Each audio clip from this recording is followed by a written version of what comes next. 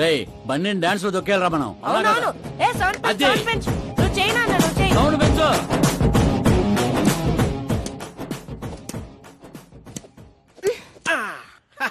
I'm done. నేనే గెలిచిండా? Juice తీసుకో. ఏందమ్మా వద్దు. ఎప్పుడు గెలుస్తా ఉంటావు, ఈ రోజు ఏంది 2 తూర్లు ఓడిపోయిండావు? కరణ్ నాకు కరెక్ట్ కాదు నాన్న. సడన్ గా ఏమైందమ్మా? కాదంటున్నానంటే కారణాలు ఉంటాయి కదా నాన్న. పోనీ వేరే మినిస్టర్ సంబంధం ఏదైనా చూడనా? నాకు మినిస్టర్ల కొడుకులు ఐఏఎస్ల కొడుకుల్ని ఎందుకు చూస్తున్నారు? జీవితంలో ఎదిగే వాళ్ళకంటే ఎదిగిన వాళ్ళ పిల్లలైతే లైఫ్ బాగుంటుందమ్మా. You're wrong. సచిన్ కొడుకు సచిన్ అంత అవ్వాలని లేదు. ఎదిగే కెపాసిటీ ఉన్నవాణ్ణి చూడండి, మీరు గెలుస్తారు. పాప చెప్పింది అక్షరాలా కరెక్ట్ అండి. ఎదుగుతాడని తెలిసే ఎన్టీఆర్ గారు చంద్రబాబు నాయుడిని అల్లుడుగా చేసుకున్నారు. అల్లు రామలింగయ్య గారు చిరంజీవిని అల్లుడుగా చేసుకున్నారు. సరైన వ్యక్తిని గుర్తిస్తే ఆ తృప్తే వేరండి. అలాంటి వాడు ఎవడున్నాడు? మన ఇంట్లోనే ఉన్నాడు నాన్న, ఆకాష్. వాడా? వాడు మన ఇంటి పనుడమ్మా. పనోడైతేనే ఇంత నమ్మకంగా ఉన్నాడు. మనోడైతే ఇంకెంత నమ్మకంగా ఉంటాడో ఆలోచించండి. చిన్నప్పటి నుంచి మీరే నా హీరో. తను మీలాగే సెల్ఫ్ మేడ్ నాన్న. ఎక్కడి పల్లెటూరు, ఎక్కడి హోమ్ మినిస్టర్. ఇంత దూరం రావడానికి తనకి 3 నెలలు కూడా పట్టలేదు. మరో 10 ఏళ్లలో తను ఇంకెంత దూరం వెళ్తాడో ఒక్కసారి ఇమాజిన్ చేయండి. మీ చదువుకున్న వాళ్ళతో ఇదే ఇబ్బంది అమ్మా. ఎంత ఎక్కువ చదివితే అంత ఎక్కువ కన్ఫ్యూజ్ చేస్తారు. సరే, నీ పుట్టినరోజు దాకానైనా నాకు కొంచెం ఆలోచించుకునే టైం ఇవ్వు.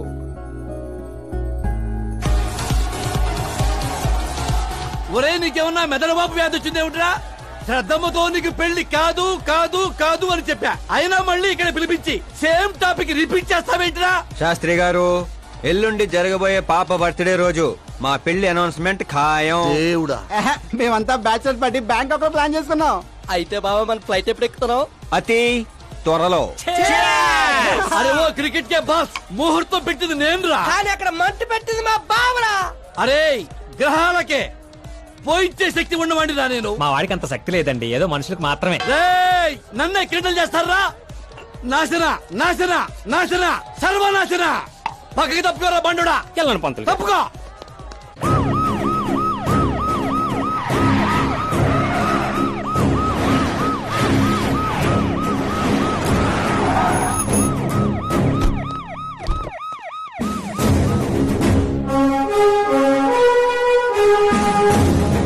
నమస్కారం సార్. నమస్తే. నమస్తే. అందరూ వచ్చిండారు సార్.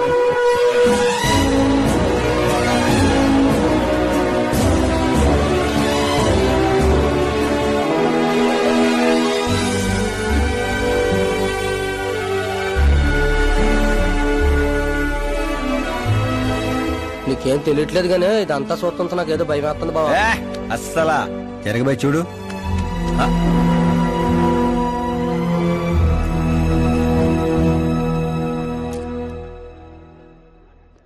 అందరికీ నమస్కారం. పిలవగానే వచ్చిన మా సీఎం గారికి, అలానే పార్టీ మిత్రులందరికీ స్వాగతం. మిమ్మల్ని అందరినీ బర్త్డే పార్టీకి పిలవడానికి ఒక కారణం ఉండదు. మన దగ్గర పనిచేసే డ్రైవర్లకు బేటాలు ఇస్తాం, పని వాళ్ళకి మిగిలిపోయినవి ఇస్తాం, అలానే అర్హత ఉన్న వాళ్ళకి ఉద్యోగాలు ఇస్తాం. వాళ్లతో అంతకంటే ముందుకు పోవటానికి మన స్థాయి అడ్డొస్తుంది.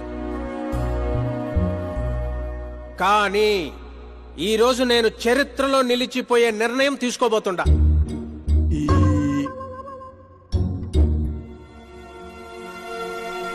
నా దగ్గర పనిచేసే ఒక కార్యకర్త లాంటివాడు, ఓ సెక్యూరిటీ లాంటివాడు మిస్టర్ ఆకాష్ నారాయణ్. అతనికి నా కూతురునిచ్చి పెళ్లి చేయాలని నిర్ణయం తీసుకుంటా. ఇదేంటి ఇష్టం?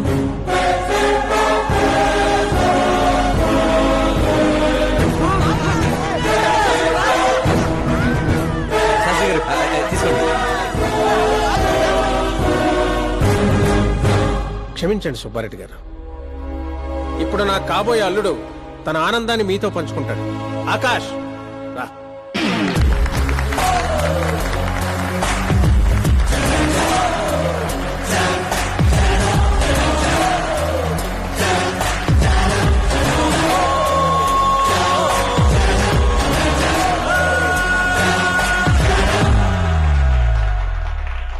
ఇంత పెద్ద పెద్ద వాళ్ళ ముందు ఏం మాట్లాడాలో చేసుకుంటున్నారంటే ఈ ప్రపంచంలో నా అంత అదృష్టవంతుడు ఎవ్వరు ఉండరు. కానీ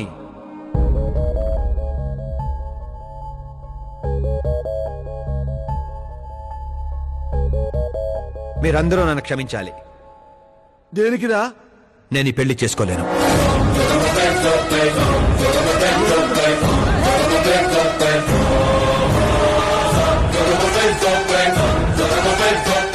కారణం నేను ఇదివరకే నా మనసు ఇంకొరికి ఇచ్చాను. ఆ అమ్మాయి కోసమే బతుకుతున్నాను. ఆల్రెడీ పెళ్లి ఫిక్స్ అయిన అమ్మాయిని నాకు ఇచ్చి కట్టబెడుతున్నారని మనసులో ఏదైనా ఉంటే చెప్పు. అంతేగాని పిలిచి పిల్లనిస్తానంటే నాకు ప్రేమ ఉంది, ప్రేమించిన అమ్మాయి ఉందని అబద్ధాలు చెప్పమాకు. మీరు అపార్థం చేసుకుంటున్నారు సార్. ఇవి అబద్ధాలు కావు, నిజాలు. నువ్వు ఎవరితో ఏం మాట్లాడుతున్నావు అర్థమవుతుందా? హైదరాబాద్ నమ్మికొని ఆస్తి అక్కడ హోమ్ మినిస్టర్ మ్యాచ్ అయ్యా. పెంకుటింట్లోంచి వచ్చి మినిస్టర్స్ కాలనీలో పడతావు. నేను ప్రేమించింది దేవత లాంటి అమ్మాయిని, ఆస్తూనే కాదు సార్.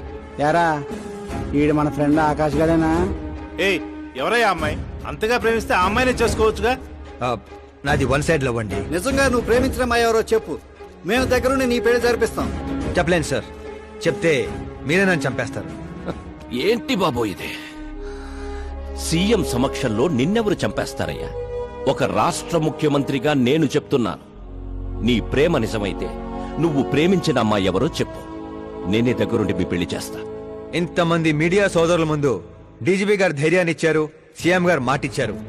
తను ఎవరో చెప్పేస్తా.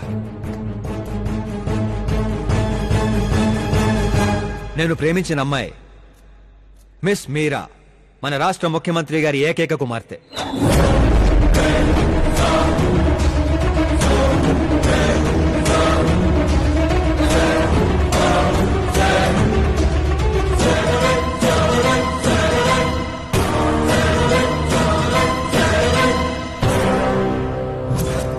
అమ్మని సీఎం కూతురా?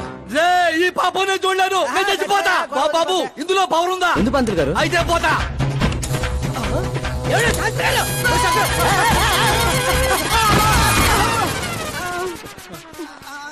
శాస్త్రి గారు మీకు సాగొట్లేదా? వాడిచ్చిన షాక్ ముందు ఈ షాక్ ఎంతరా?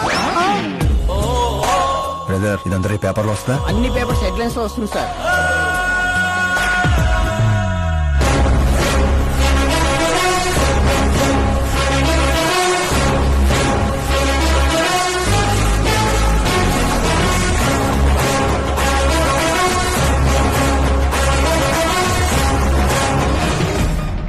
అతను క్రికెట్ లో సెంచరీ కొట్టలేదు, టెన్నిస్ టైటిల్ కొట్టలేదు, బిజినెస్ టైకోన్ కాదు, యూత్ కి ఐకాన్ కాదు.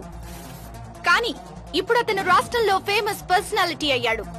ఎఫ్బీలో, ఎఫ్ఎం లో, ట్విట్టర్ లో ఎక్కడ చూసినా అతనే హాట్ టాపిక్.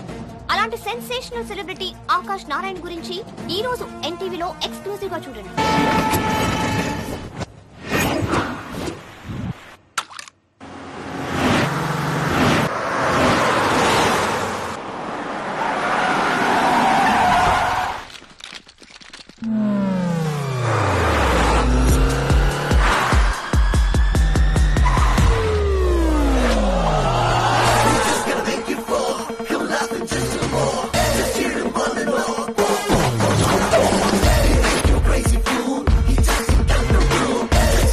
ఏంట్రా వెయిటింగ్?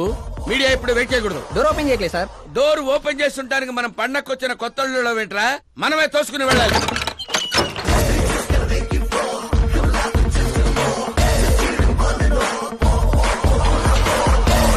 నేను చెప్పాల్సింది లేదని చెప్పాం కదా, మళ్ళీ ఏంటి? మేము అడగాల్సింది చాలా ఉందని చెప్తున్నాం కదా. అయినా ఎందుకు చెప్పాలండి?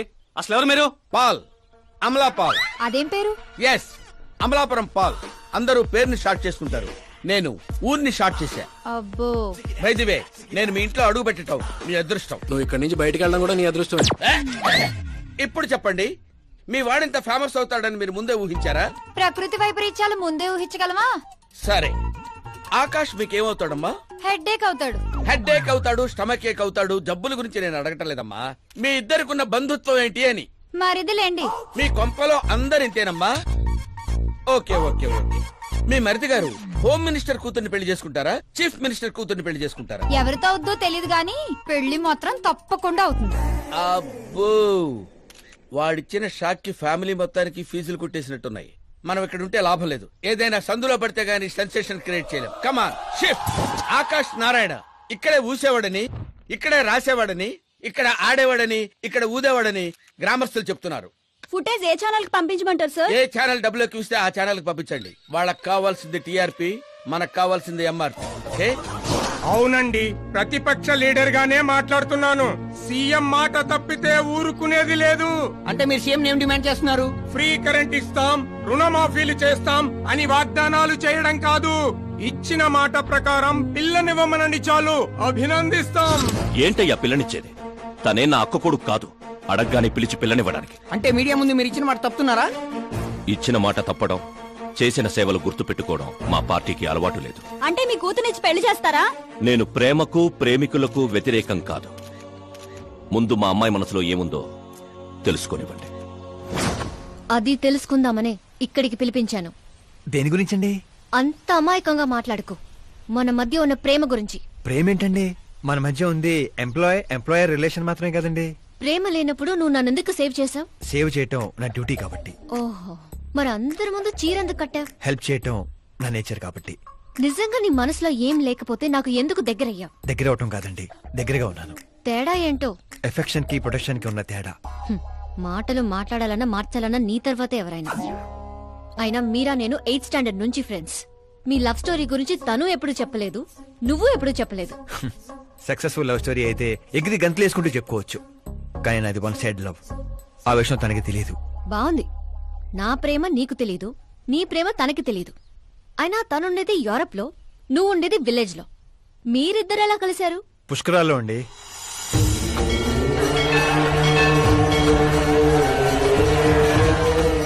గోదావరిలో మునిగితే దారిలో పడతానని ఫ్యామిలీ అంతా కట్టుకట్టుకుని పుష్కరాలకి వెళ్ళాం. ఇసుకేస్తే రాలనంత జనం. మరో పక్క పుష్కరాలను ప్రారంభించడానికి వచ్చిన సీఎం కాన్వాయ్. ఒకటే హడావుడి. ఈ గొడవంతా మనకెందుకులే అని మా బామిచ్చిన తుండుగుడ్డ కట్టుకుని నీళ్ళలో మునిగాను. మూడో మునక మునిగి లేచేసరికి ఎదురుగా ఒక అందమైన పాప. ఒక్కసారిగా నరాలు స్వరాలు పాడుతున్నట్టు అనిపించింది. ఎవరా పాప అని అడిగితే సీఎం కూతురు అన్నారు. పుష్కరాలు మునిగితే పుణ్యం వస్తుందంటారు, కానీ నా జీవితంలోకి మీరా వచ్చింది. పరిచయం చేసుకుందామని హలో అన్నాను. పోలీసులు లాఠీలతో చలో అన్నారు. ఆ తర్వాత మర్చిపోలేక గోదావరి ఎక్స్ప్రెస్ ఎక్కి సీఎం క్యాంప్ ఆఫీస్ కి విజిటర్స్ లాగా వెళ్లి రోజు తనే చూసేవాడిని. మొక్కలకి నీళ్లు పోస్తున్న మీరా, చిన్న చిన్న కుక్క పిల్లలకి పెడిగిరీ వేస్తున్న మీరా సడన్ గా ఒకరోజు కనిపించలేదు. ఏంటని ఎంక్వైరీ చేస్తే చదువు కోసం యూరోప్ వెళ్ళిందన్నారు. 1 లక్ష అప్పు చేసి ఎమిరేట్స్ ఫ్లైట్ ఎక్కి విక్టోరియా కాలేజ్ లో ల్యాండ్ అయ్యాను.